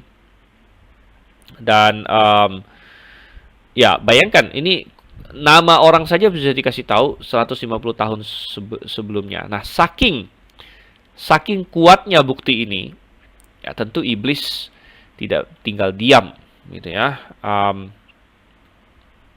Tidak tinggal diam, dan iblis itu selalu ada aja begitu. Iblis itu selalu ada, sehingga dia melalui orang-orang liberal, ateis dan sebagainya mulai berargumen bahwa Yesaya itu, mereka tidak bisa bantah bahwa Yesaya itu hidup 700 tahun sebelum Masehi. Tapi kemudian mereka berkata bahwa kitab Yesaya itu dibagi dua. Pasal 1 sampai pasal 39 ditulis oleh Yesaya sendiri memang, atau orang yang dekat dialah gitu ya. Kemudian yang pasal 40 sampai 66 itu bukan ditulis Yesaya menurut mereka. Ya. Bukan ditulis oleh Yesaya, sehingga mereka berkata itu Deutero Isaiah. Ya. Jadi itu ditulis sesudahnya. Jadi menurut mereka, apa yang ditulis tentang Quraisy ini bukan nubuatan, tapi ditulis setelahnya. Dan mereka tidak punya bukti tentang hal itu. Bukti mereka adalah karena ada perikop ini. Jadi mereka tidak percaya nubuatan. Sehingga mereka berkata bahwa, loh, kok bisa ada sebut Kores? Berarti ini ditulis sesudah Kores. Gitu. Nah, jadi, wow, kita bilang, enggak, ini nubuatan. Gitu. Jadi mereka tidak punya bukti yang kuat apapun. Selain bahwa, loh, kok bisa tulis tentang Kores? Berarti ini ditulis sesudah Kores. Sehingga, ya, kita bilang, wah, nggak bisa begitu ya. Justru ini membuktikan bahwa ada nubuatan, dan bahwa Alkitab ini adalah firman Tuhan. Gitu. Ya, istilahnya, banyak orang berkata, kenapa Tuhan tidak berikan saja bukti yang tidak terbantahkan ya, bahwa Alkitab adalah firman-Nya dan lain sebagainya. Tapi kita harus paham bahwa mau bukti yang tidak terbantahkan apa begitu. Ya. Tidak usah jauh-jauh, di Taman Eden manusia lihat Tuhan langsung dan mendengar langsung Tuhan berkata, jangan makan buah itu, tapi mereka tetap tidak percaya Tuhan begitu. Jadi mau bukti sehebat apapun, manusia yang tidak mau percaya tetap tidak akan percaya. Ya. Sehingga ada bukti misalnya yang luar biasa tentang Kores ini lain sebagainya, tetapi bisa saja dicari lagi alasan. Ya. Nah, sehingga yang seperti saya bilang tadi, ya, akhirnya para orang-orang yang tidak percaya bilang bahwa, oh enggak, ini bagian yang ini bukan ditulis Yesaya. Ini ditulis sesudah ada Kores. Buktinya dia bisa sebut Kores katanya. Jadi dibalik sama mereka.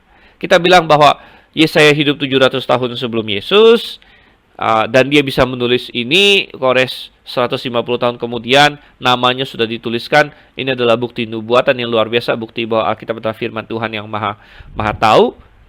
Tapi orang yang tidak percaya bukan melihat bukti itu jadi percaya, tidak. Ya. Dia malah berkata, oh enggak, justru karena ada tulisan Kores ini, inilah bukti bahwa ini bukan ditulis oleh Yesaya katanya. Jadi dibalik gitu.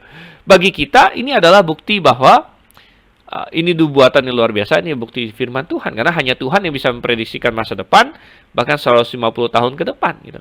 Bagi mereka ini bukti bahwa ini bukan ditulis Yesaya. Mereka ditulis sesudah ada Kores, makanya bisa tulis tentang Kores katanya.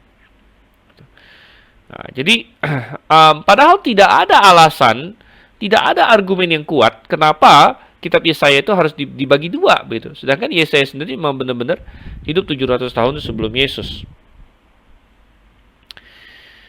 Oke, itu salah satu contoh ya. Contoh lain,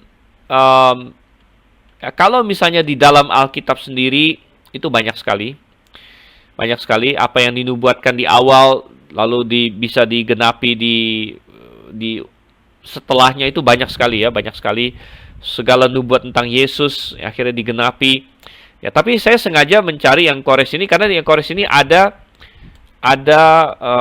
korelasi dengan sejarah sekuler begitu, korelasi dengan sejarah sekuler, yaitu adanya Koresi, sehingga terbukti sebenarnya dari sejarah sekuler terbukti. Nah, Yang lain lagi yang bisa kita pakai yang terbukti dengan sejarah sekuler adalah Daniel.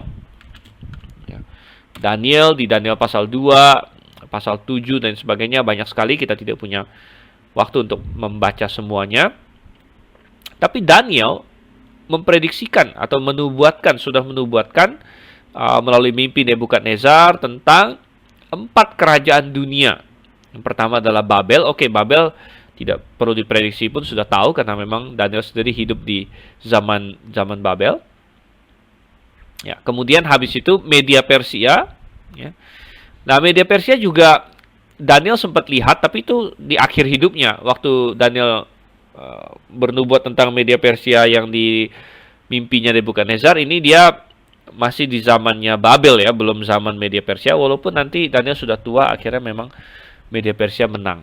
Tapi yang tidak bisa diprediksi oleh manusia itu adalah yang ketiga dan keempat, yaitu Yunani dan Romawi, gitu ya. Tapi Daniel bisa memprediksikan mereka, bahkan sifat-sifat mereka sudah digambarkan dengan akurat, gitu. Walaupun tidak disebut, misalnya tidak disebutkan negaranya, tapi sifat-sifatnya sudah diprediksi, gitu, sudah dinubuatkan.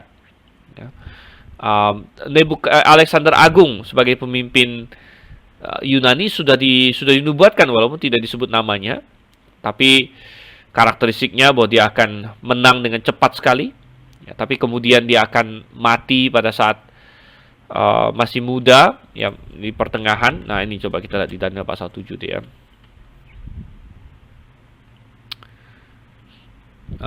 Oke, kita baca di sini. Daniel melihat ada 4 binatang. Yang pertama serupa seekor singa, punya sayap burung Raja Wali, ini adalah Babel. Terus melihatnya sampai sayapnya tercabut, ia terangkat pada tanah yang tegakkan pada 2 kaki seperti manusia, dan kepalanya diberikan hati manusia. Tampak ada seekor yang lain, yang kedua rupanya seperti beruang, ia berdiri pada sisinya sebelah. Jadi beruang berdiri pada sisi sebelah, ini Media Persia. Berdiri pada sisi sebelah berarti bahwa dari koalisi Media Persia itu satu lebih kuat, yaitu koalisi Persianya, bagian Persianya. 3 tulang rusuk masih ada di dalam mulutnya dan antara giginya. Memang Media Persia mengalahkan 3 negara besar. Ya. Tentu negara kecil banyak ya, tapi 3 negara besar. Ayat 6. Kemudian aku melihat tampak seekor binatang lain, rupanya seperti macan tutul. Ada 4 sayap burung pada punggungnya. Lagi pula binatang itu berkepala 4 dan kepalanya diberikan kekuasaan. Nah, ini sangat persis sekali karena kerajaannya Alexander Agung itu setelah dia mati terbelah 4, ya, terbelah 4. Jadi kenapa disebut 4 sayap burung berkepala 4, ya, dan sebagainya. Sebentar, saya lagi cari yang ini.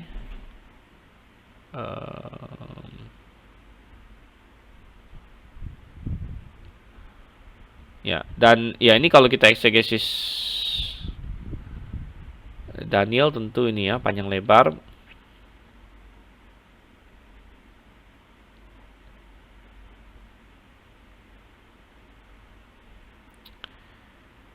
Oke, dan di pasal 8 ini juga gambaran yang akurat tentang ini ya, tentang kerajaan Yunani di sini.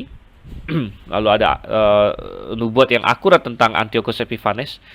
Belum lagi yang salah satu yang paling akurat adalah Daniel pasal 11. Dan Daniel pasal 11 menggambarkan peperangan yang terjadi antara kerajaan Seleucus dengan kerajaan Ptolemy di sini, ya. Dan ada ini ya kita tidak bisa lihat secara panjang lebar, tapi dalam eksegesis Daniel kita melihat bahwa ini sangat akurat sekali. Bahkan buku sejarah pun ya bisa dibilang mengikuti ini dengan cukup rapi begitu.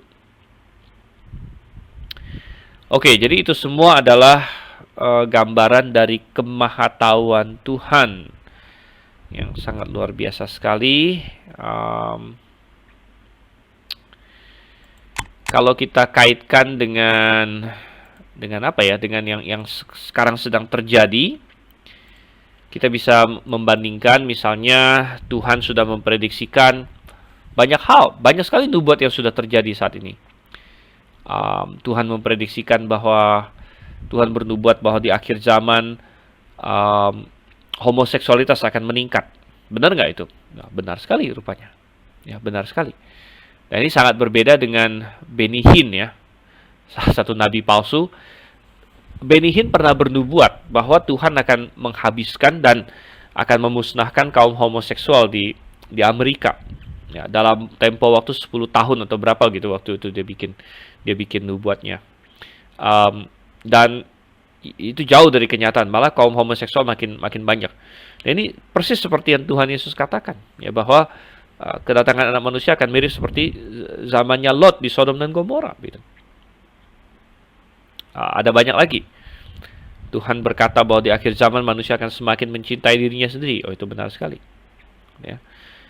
Tuhan berkata bahwa ada nubuat tentang antikristus yang suatu hari akan mengontrol semua sehingga tidak ada yang bisa membeli atau menjual tanpa dia.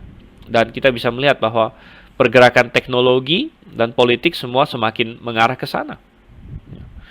Ya, jadi ya itu sangat jelas ya. Nubuat dalam Alkitab sangat luar biasa. Ya, Richard berkata, ya, dia komentar tentang Kores di sini.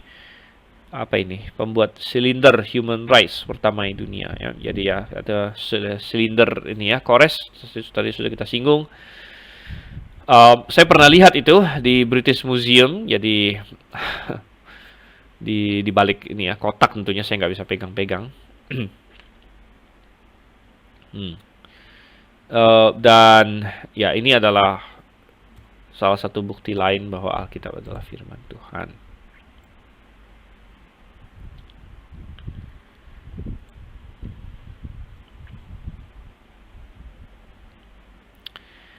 Oke, berikutnya adalah keagungan kasih Allah. Keagungan kasih Allah. Allah yang maha kasih, maka firman-Nya pastilah harus menyatakan kasih Allah yang paling besar. Dan Alkitab orang Kristen bisa sangat confident dalam hal ini.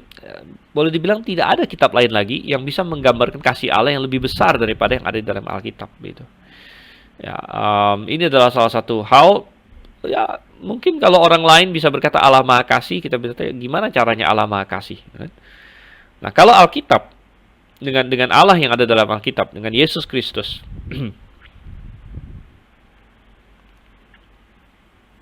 maka keagungan kasih Allah itu sangat jelas sekali, ya, sangat jelas sekali. Bagaimana Allah mengorbankan dirinya sendiri, bahkan ya, mengorbankan dirinya sendiri, mati di kayu salib, ya, dan tidak ada kasih yang lebih besar dari itu. Dewa-dewi Yunani yang kuno ya menganggap manusia itu seperti barang mainan mereka. Ya, jadi manusia itu untuk dipermainkan. Ya, itu adalah konsep Allahnya ini paganisme, begitu. Bahkan Allahnya ilah-ilah ya, dewa-dewi Olympus ya, mempermainkan manusia, ada yang ini bersetubuh dengan manusia dan lain sebagainya. Pokoknya kacau balau lah semua. Ya. Tapi Allah yang ada dalam Alkitab menggambarkan bagaimana Dia mengasihi manusia, bukan saja Dia menciptakan manusia, memberkati manusia, bahkan menyelamatkan manusia dengan suatu pengorbanan yang sangat luar biasa. Nah, saya pernah ketemu dengan orang yang protes dengan masalah kasih Allah ini, dan dia protes dari sudut pandang antara Allah Bapa dengan Yesus Kristus. Jadi kita sering berkata sebagai orang Kristen bahwa Bapa memberikan pengorbanan yang terbesar karena Dia merelakan anaknya, putranya Yesus Kristus untuk mati di kayu salib. Dan saya pernah mendengar ada orang yang menyerang dengan berkata, loh, bapak mana yang istilahnya mengorbankan anaknya, begitu? Itu berarti bapak yang nggak benar, ya. Dan dia tarik ke manusia. Kalau ada seorang bapak manusia yang mengorbankan anaknya, ya, mati gitu kan demi sesuatu, itu berarti bapak itu nggak benar katanya, ya. Tapi kita bilang ini konsepnya salah, gitu. Konsepnya salah karena ketika mereka berargumen seperti itu, Seringkali mereka ingin menggambarkan seorang bapak punya anak bayi misalnya, ya. Lalu anak bayinya dia korbankan gitu. Ya tentu itu ya kita bilang itu ya bisa patut dikasih tanda tanya gitu kan. Uh, karena anaknya ini masih bayi dan sebagainya. Tapi tidak demikian dengan Allah Bapa dengan Yesus Kristus. Nomor satu, Yesus Kristus bukan bayi. Yesus Kristus punya kehendak dia sendiri. Dan ketika Bapa mengorbankan putranya, itu bukan tanpa persetujuan sang putra. Tetapi sang putra sendiri juga ingin, rindu mengorbankan dirinya. Begitu. Ya. Jadi gambarannya adalah Bapa dan putra mengasihi manusia. Dua-duanya mengasihi manusia. Bapa mengasihi manusia, putra mengasihi manusia. Ya, Yesus Kristus mengasihi manusia. Dan sang putra ya berkata dan sang bapa mengutus sang putra. Ini disetujui, mereka keduanya sangat mengasihi manusia sehingga sang putra mengorbankan dirinya sendiri, sang bapa mengorbankan putranya, merelakan putranya. Ini bukan putra yang masih bayi yang nggak tahu apa-apa. Ini putra yang dia sendiri juga mau mati bagi manusia gitu. Jadi ini justru gambaran kasih yang sangat luar biasa. Tapi itu sangat menarik. Kapan-kapan kalau Anda ketemu dengan penyerang Alkitab yang ingin berkata ya Allah Bapa ya tidak benar mengorbankan putra, seolah-olah mengorbankan anak kecil begitu. Anak Bapa mana yang mengorbankan anak kecil? Anaknya sendiri. Tapi gambarannya salah. Ya gambarannya salah. Bapa dan putra sama-sama mengasihi manusia. Dan gambarannya lebih cocok adalah begini. Seorang bapak punya anak yang sudah dewasa. Dan misalnya dua-duanya orang Kristen. Dan dua-duanya mengasihi katakanlah suku terpencil. Dan si anak berkata, aku mau pergi jadi misioneri ke suku terpencil itu. Walaupun dia tahu dia akan mati di sana. Karena mereka orang kanibal semuanya. Dan sang putra berkata, saya mau pergi jadi misioneri. Dan bapaknya yang sangat mengasihi anaknya juga mau nggak mau atau dengan karena mengasihi suku itu juga berkata bahwa oke, saya merelakan kau menjadi misioneri dan kemungkinan mati misalnya ya, ini kan secara manusia kemungkinan mati di suku terpencil walaupun jauh dari saya dan sebagainya ya, mungkin gambarannya lebih tepat seperti itu walaupun tentu tidak persis juga ya, tapi kasih Allah bahkan lebih besar lagi gitu ya. Oke, itu adalah mengenai keagungan kasih Allah dan seperti yang sudah saya katakan tadi, tidak ada tandingannya di seluruh literatur dunia ini, apalagi mengenai Allah ya, kasih Allah yang ada di dalam Alkitab itu. Oke, ya itu bisa kita ini.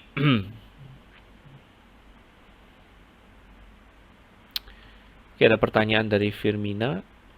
Laporan baca e-book The Doctrine of Scripture Turretin Francis setelah diterjemahkan ke dalam bahasa Indonesia, jumlah halaman e-book tersebut berubah. Jadi saya tulis di laporan jumlah halaman baca e-book bahasa Inggris atau terjemahannya. Terjemahannya terjemahan resmi atau terjemahan apa itu ya? Maksudnya kamu terjemahkan sendiri pakai Google Translate atau ini diterjemahkan sendiri atau memang ada orang yang menerjemahkan dan ini ya, terjemahkan sendiri pakai Google Translate begitu ya. Oh ya, lewat Google. Kalau terjemahan sendiri lewat Google pakai halaman yang aslinya aja kalau begitu, halaman yang asli ya. Kecuali kalau memang ada penerbitnya, misalnya ada orang yang terbitkan terjemahkan gitu ya. Karena lewat Google Translate kan nggak begitu jelas jumlah halaman nanti.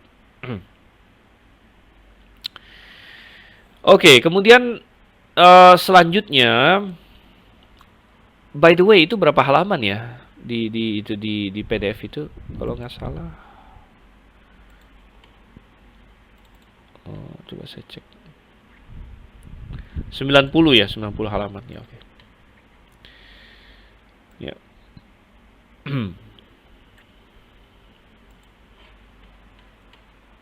Oke, kita lanjut dulu. Berikutnya adalah kemahakuasaan Tuhan. Jadi kemahakuasaan Tuhan ini muncul juga di dalam firman-Nya. Alkitab adalah kitab yang paling berpengaruh dalam sejarah dan paling mempengaruhi manusia. Artinya dia paling berkuasa. Alkitab adalah satu-satunya buku yang benar-benar bisa mentransformasi manusia begitu. Ya. Um, Kitab mana lagi yang bisa mengubah seorang penjahat total menjadi seorang yang baik-baik dan memenangkan jiwa orang lain gitu. Dan itu terjadi berulang kali dalam sejarah. Banyak contoh-contoh yang terkenal. Salah satunya adalah John Newton. John Newton dia tadinya adalah seorang penjahat, ya, penjahat besar. Bayangkan, saking jahatnya dia adalah penjual budak, ya, dan dia penjual budak. Dia tangkap orang jadi budak. Dia adalah seorang pelaut, jadi dia ikut kapal-kapal penangkap budak dan mereka akan pergi ke pantai-pantai Afrika. Mereka tangkap orang-orang di sana yang bisa mereka tangkap. Mereka paksa jadi budak dan mereka bawa ke Amerika, ke tempat lain mereka jual. Jahat sekali saudara kasih Tuhan. Itu kalau dalam perjanjian lama itu hukuman mati, ya. Barang siapa yang menangkap orang lain untuk menjualnya itu dihukum mati. Dan John Newton, ya. Tapi kitab mana lagi yang bisa mengubah orang seperti itu menjadi seorang yang akhirnya baik dan lain sebagainya, ya, menjadi seorang pengkhotbah, dan banyak sekali, ya, contoh dalam sejarah. Hanya Alkitab, ya, hanya Alkitab yang yang bisa seperti itu, ya. Dan ini adalah salah satu yang bisa menjadi ini, ya, cara kita menjangkau orang lain adalah kalau Alkitab mengubah hidup kita, begitu. Alkitab mengubah hidup kita ketika kita bertobat dan orang lain bisa melihat itu, mungkin keluarga kita, mungkin teman-teman kita. Ya, jadi kemahakuasaan Alkitab, dia bisa mengubah orang-orang. Nah, contohnya terlalu banyak untuk kita sebutkan satu persatu. Paulus tentu adalah contoh di Alkitab, ya, orang yang berubah total. Ya, banyak lagi yang lain, ya, banyak lagi. Jadi kemahakuasaan, ya, orang pemabuk menjadi orang yang tidak mabuk lagi, ya, sehingga ada yang berkata bahwa mukjizat Yesus mengubah air menjadi anggur. Ya. Nah, kita hari ini, ya, kita bukan seperti orang karismatik yang mengubah-ubah air menjadi anggur atau tapi kita mengubah anggur menjadi air. Gimana caranya? Dengan cara memberitakan Injil, cara menyampaikan firman Tuhan. Nah, firman Tuhan yang penuh kuasa itu mengubah hidup seorang dari pemabuk, ya, minumnya anggur terus, akhirnya menjadi orang yang mau minum air. Gitu, ya. Jadi Tuhan Yesus mengubah air menjadi anggur. Dia berkata bahwa kita akan melakukan pekerjaan lebih besar. Pekerjaan lebih besar itu bukan menandingi Tuhan Yesus lebih hebat bikin mukjizat, tapi kita beritakan firman Tuhan. Kita menangkan orang. Kita ubah anggur menjadi air. Ya, kemahakuasaan. Dan yang ketujuh adalah ketahanan Alkitab. Ya, ini ada hubungan dengan kemahakuasaan juga, tapi dalam perspektif yang lain, di mana kalau Alkitab adalah firman Allah, pasti Allah menjaganya dan pasti dia akan terus. Dan ketahanan ini kita bisa lihat dari sisi fisik maupun non fisik, ya. Dari segi non fisik dulu. Dari segi non fisik ada banyak buku yang setelah lewat berapa tahun ya nggak tahan lagi, dalam pengertian tidak relevan lagi. Mungkin isinya sudah salah, mungkin isinya udah ngaco. Dan ini ada hubungan dengan kemahabenaran juga, ya. Tapi Alkitab tidak pernah seperti itu. Alkitab itu tahan terus panjang zaman, terus relevan. Apa yang ditulis Musa 3.500 tahun yang lalu kok sampai sekarang masih relevan? Apa yang ditulis Ayub tentang penderitaan manusia, ya, masih relevan sampai sekarang. Apa yang ditulis tentang Yesus Kristus 2000 tahun lalu kok masih relevan sampai sekarang. Jadi tahan terus dari segi non fisik. Dan yang juga tidak kalah hebat adalah ketahanan fisiknya. Ketahanan fisik berarti apa? Alkitab telah berusaha dihancurkan oleh begitu banyak orang. Ya, jadi ini adalah kitab yang paling banyak mau dihancurkan mulai dari zaman Romawi. Masih jauh sebelum itu. Di kitab Yeremia tulis kitab, ya, Raja Yoyakim tidak suka. Anda baca di kitab Yeremia. Kitabnya Yeremia itu disurut-surut sama dia pakai pisau katanya. Lalu dia campakkan ke api, dia lagi musim dingin waktu itu. Tapi Tuhan bilang sama Yeremia, tulis lagi. Ya, tulis lagi dan aku akan menjaga firman-Ku. Jadi mulai dari sana, mulai dari banyak cara lain. Iblis berusaha menghancurkan Alkitab. Ada Kaisar Diokletian, ya, salah satunya, Domitian, lain sebagainya, yang mentitahkan bahwa tidak boleh, Alkitab harus disita, lain sebagainya. Tapi Alkitab terus ada, terus ada, ya sampai hari ini ada. Ya, Voltaire sangat terkenal, ada kisahnya. Voltaire adalah seorang filsuf ateis di Prancis sana. Dia pernah berkata bahwa tidak lama lagi Alkitab akan usang, katanya. Ya, tidak akan ditinggalkan manusia. Ya, tapi ternyata tidak. Ya, ternyata tidak, dan justru bukunya Voltaire yang sekarang sudah usang.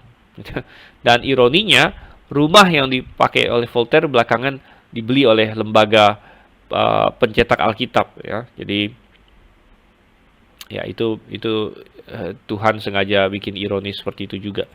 Ya, jadi ketahanan Alkitab ini juga adalah salah satu bukti bahwa Alkitab adalah firman Tuhan. Tidak ada kitab lain yang diserang sebanyak Alkitab, namun tetap ada.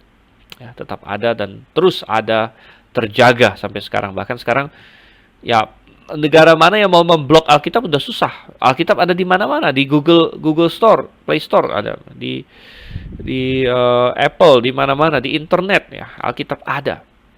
Ya, jadi susah, ya. Kalau dulu negara-negara mencoba memblok Alkitab, sekarang justru tersebar. Ya. Oke, dan kemudian poin D, ya, sebenarnya ini juga masih bagian. Jadi poin C ini bagaimana Alkitab mengautentikasi dirinya. Poin D, Yesus Kristus membuktikan kebenaran Alkitab. Nah, ini bisa kita bagi menjadi beberapa step, ya, bahwa pertama, ya, kita bilang manusia punya 3 pilihan tentang Yesus. Ya, bahwa A, dia adalah seorang penipu, B, dia adalah orang gila, atau C, dia adalah benar Tuhan. Ya, tidak ada pilihan lain sebenarnya. Manusia punya 3 pilihan tentang Yesus: penipu, gila, atau Tuhan. Nah, ini bagian dari pembuktian juga sebenarnya. Ya, dan ya, apakah dia penipu, apakah dia gila, atau dia Tuhan? Karena dia mengklaim dirinya Tuhan. Ya, kalau dia mengklaim dirinya Tuhan, nggak mungkin kita berkata dia orang yang baik saja. Dia bukan Tuhan, tapi dia orang yang baik. Nggak mungkin. Ya. Karena dia mengklaim dirinya Tuhan. Entah dia penipu, entah dia orang gila, atau entah dia Tuhan. Ya. Dan melalui banyak proses, kita bisa coret A, kita bisa coret B, ya, sehingga pilihannya adalah dia Tuhan sebenarnya. Dan kalau dia Tuhan, kita bilang apa kata Tuhan? Tuhan Yesus tentang Alkitab. Karena dia Tuhan, gitu. Dan tentang Alkitab, tentang di zaman Tuhan Yesus sudah ada perjanjian lama, dan Tuhan Yesus sangat meninggikan firman-Nya yang ada dalam perjanjian lama. Dia berkata bahwa langit dan bumi bisa berlalu, tapi firman-Ku tidak akan berlalu. Oke, jadi itu adalah ini lagi apa istilahnya, vektor lain lagi untuk membicarakan Alkitab, ya. Jadi kita tidak terlalu panjang lebar di D di sini, dan apa yang kita baca di sini atau kita bahas tadi, autentikasi diri Alkitab, berhubungan dengan apologetika juga. Tapi ini bisa menjawab pertanyaan mengapa kita percaya bahwa Alkitab adalah firman Tuhan. Ya. Tentu ada Tuhannya, Tuhan ada, firman Tuhan ada, dan Alkitab adalah firman Tuhan. Gitu. Dan Tuhannya adalah Yesus Kristus. Yesus Kristus juga membuktikan kebenaran Alkitab. Gitu. Oke, baik. Saya rasa kita akan stop sampai di sini hari ini. Dan sebelum kita tutup, mungkin kalau ada yang mau bertanya, ya. Kalau tidak ada, ya, kita sudah sampai di Romawi 4, dan kita akan masuk ke kanonisasi sekarang. Itu untuk minggu depan. Oke, mari kita bersatu dalam doa. Bapa di surga, kami mengucap syukur untuk kasih-Mu, dan kami mengucap syukur kami punya firman-Mu. Engkau sangat mengasihi kami, dan firman-Mu bisa menjadi pelita bagi kaki kami. Terima kasih Tuhan, Kau yang pimpin dan sertai. Pimpin, kami bisa bukan hanya semakin kuat iman kami, tapi kami bisa menjelaskannya kepada orang lain juga. Kami berdoa dalam nama Yesus Kristus. Amin. Oke, sampai di sini. Sampai ketemu. Maranatha.